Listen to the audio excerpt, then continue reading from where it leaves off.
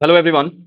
जैसा कि आप सभी जानते हैं, हमारे देश की राष्ट्रपति महोदया ने हमारे अगले चीफ जस्टिस ऑफ इंडिया की नियुक्ति कर दी है। भारत के राष्ट्रपति ने जस्टिस बी आर गवई को as a 52nd chief justice of India नियुक्त किया है, जो कि 14th ऑफ मई से अपना पदभार संभालेंगे। जैसा कि आप सभी जानते हैं, अभी जो चीफ जस्टिस करंट में चल रहे हैं वो जस्टिस संजीव खन्ना है, जो कि 13 मई को रिटायर हो जाएंगे।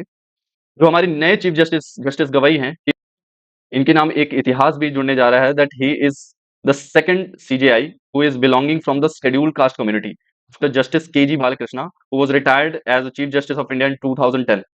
Now chief justice of India के बारे में कुछ फैक्ट जानते हैं। इनका अपॉइंटमेंट कैसे होता है? तो हमारे देश के संविधान में आर्टिकल है 124, उसका सब क्लॉज कहता है, उसका क्लॉज नंबर 2 कहता है दैट सुप्रीम कोर्ट जज इज अपॉइंटेड बाय प्रेसिडेंट, और उन्हीं में से सुप्रीम कोर्ट के सीजेआई भी बनाए जाते हैं। ना इसके क्वालिफिकेशन की बात करें तो he must be citizen of India, he must be a जज ऑफ अ हाई कोर्ट और high court in succession for 5 years, 5 साल तो मिनिमम होना चाहिए, minimum. And he must be an advocate और he should be an high court advocate और high court in succession for 10 years। याद रखना, 5 साल जज होना चाहिए और या फिर 10 साल एटलीस्ट हाई कोर्ट के एडवोकेट रह चुके हों, या फिर in the opinion of president, president की नजर में वो डिस्टिंग्विश्ड ज्यूरिस्ट होने चाहिए। तो ये सारी क्वालिफिकेशन जो भी पोस्ट करेगा, ही कैन बी द जज of the supreme court of India. ठीक है ना? नाउ बेसिक रोल की बात की जाए कि सीजेआई का रोल क्या है, तो सुप्रीम कोर्ट के जो जज होते हैं, चीफ जस्टिस होते हैं, उन्हें मास्टर ऑफ रोस्टर भी कहा जाता है। नाउ मास्टर ऑफ रोस्टर मतलब क्या होता है कि सीजेआई जो होते हैं, उनके पास ये अथॉरिटी होती है कि वो स्पेसिफिक केसेस, कोई भी केसेस अगर सुप्रीम कोर्ट में आता है तो कौन सा जज, कौन सी बेंच उसे सुनेगी, ये कौन डिसाइड करता है? ऑफ कोर्स ये सीजेआई डिसाइड करते हैं। ठीक है ना? तो इसलिए सीजेआई को मास्टर ऑफ रोस्टर भी कहा जाता है।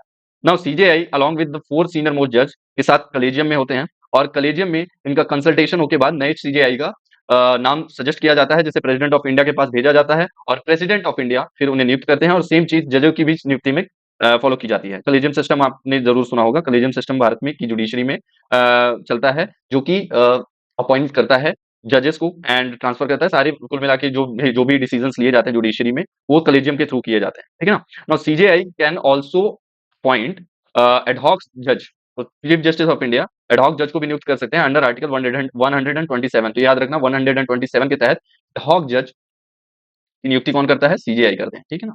नाउ रिमूवल की बात करें तो रिमूवल कैसे किया जा सकता है सुप्रीम कोर्ट के जज का? तो सीजेआई का रिमूवल ऐसे किया जा सकता है कि जो हमारी पार्लियामेंट है, हमारी जो पार्लियामेंट है, ये जुडिशियल बॉडी की तरह काम करती है। ठीक है? और जो प्रेसिडेंट हैं, वो एग्जीक्यूटिव ऑर्डर साइन करते हैं। अल्टीमेटली जो रिटायर मतलब जो रिमूवल प्रोसेस होगी वो प्रेसिडेंट के थ्रू होगी, लेकिन जो इसकी अनुशंसा करेगा वो कौन करेगा? पार्लियामेंट करता है। पार्लियामेंट में मेजोरिटी क्या चाहिए इसको पास कराने के लिए? First 2/3 of the present and voting, special majority. ठीक है ना? Special majority. नाउ अगर दूसरे देशों की बात करें तो यूनाइटेड स्टेट्स ऑफ अमेरिका में जो जज होते हैं, चीफ जस्टिस खासकर, वो लाइफ टेन्योर के लिए होते हैं, यानी कि अनटिल और unless he is impeached, he can be the chief justice of the United states. ठीक है? और यूके में भी सेम होता है, सुप्रीम कोर्ट का एक पैनल डिसाइड करता है, और एक जुडिशियल अपॉइंटमेंट कमीशन बनती है, और फिर वो सजेस्ट करती है चीफ जस्टिस का नाम, और फिर उन्हें नियुक्त किया जाता है as a lord chief justice of United Kingdom. ठीक है ना? और वो रिटायरमेंट उनकी एज है 75 वहां पे। ठीक। देखिए, यहाँ पे एक फैक्ट ध्यान रखने की जरूरत है कि भारत में जो प्रेसिडेंट है, केवल उनको रिमूव करने के लिए इम्पीच वर्ड यूज होता है। ठीक है ना? जो इम्पीचमेंट आपने सुना होगा ना, तो इम्पीचमेंट भारत में सिर्फ प्रेसिडेंट के लिए यूज होता है। ये वर्ड अमेरिका में यानी कि यूनाइटेड स्टेट्स में जजों के लिए भी यूज किया जाता है, बट भारत में particularly it is only use for president of India. और अगर जज की पर्टिकुलरली बात करें तो जज को यहाँ रिमूव किया जाता है, ना कि इम्पीच किया जाता है। तो ये बात याद रखना।